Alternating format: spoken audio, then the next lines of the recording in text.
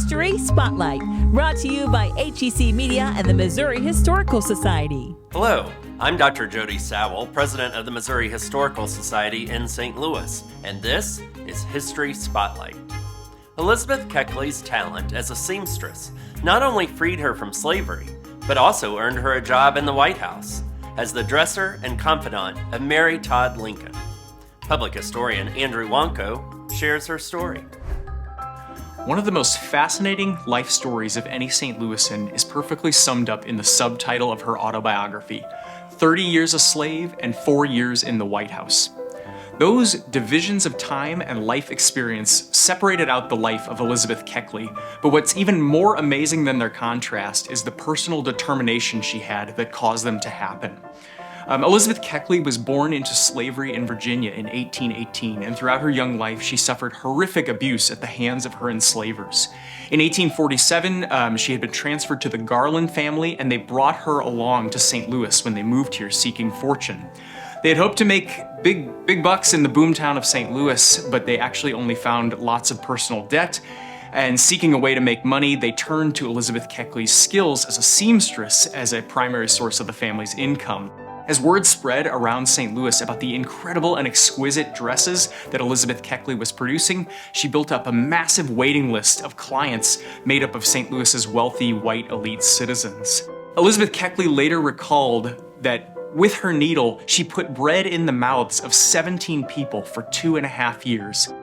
Keckley was not just providing an income for the Garland family and the 9 other people that they held in slavery, she was also saving up her own money on the side.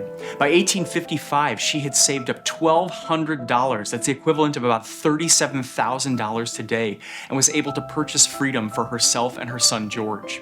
For the next 5 years, they stayed in St. Louis, continuing to make dresses and build up wealth, and in 1860, Keckley moved to Washington, D.C. to open a dressmaking shop catering to the political elite of the country. On the day of President Abraham Lincoln's presidential inauguration, Elizabeth Keckley was introduced to the brand new First Lady, Mary Todd Lincoln.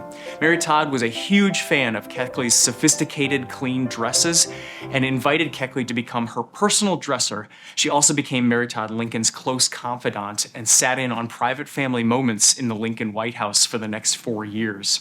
When Abraham Lincoln was assassinated in 1865, Keckley traveled along with Mary Todd and the children to Illinois, and she was one of very few people who was given some of Abraham Lincoln's personal effects after his death. In 1868, Elizabeth Keckley published her autobiography titled Behind the Scenes, or 30 Years a Slave and 4 Years in the White House. The book was a huge hit, and it provided this incredible look into Elizabeth Keckley's life growing up on a southern plantation and the time she spent in St. Louis. But it actually invited an incredible amount of scandal and criticism because it gave these juicy details into the private personal lives of the Lincoln family. This was in an era when all of life's messy details were supposed to be socially suppressed as much as possible, and here she was talking about the top family in the country. The criticism was especially ferocious because she was a black woman talking about a white family from the country's elite. While today we would look at Elizabeth Keckley's writings about Mary Todd Lincoln with a more relatable honesty, that she was both a loving mother and also a person who suffered from anxiety and depression, in the moment this was incredibly scandalous. While the first people to pick up Elizabeth Keckley's autobiography were flipping through just to get to the juicy details about the Lincoln family, time has completely changed that, and we now look to her autobiography as an incredible source of information about her life as an enslaved woman and the kind of things she faced growing up in St. Louis and beyond. Elizabeth Keckley continued to make dresses up through the 1890s, and she passed away in 1907 in Washington, D.C. Next week on History Spotlight, Satchel Paige's long and storied history with the city of St. Louis.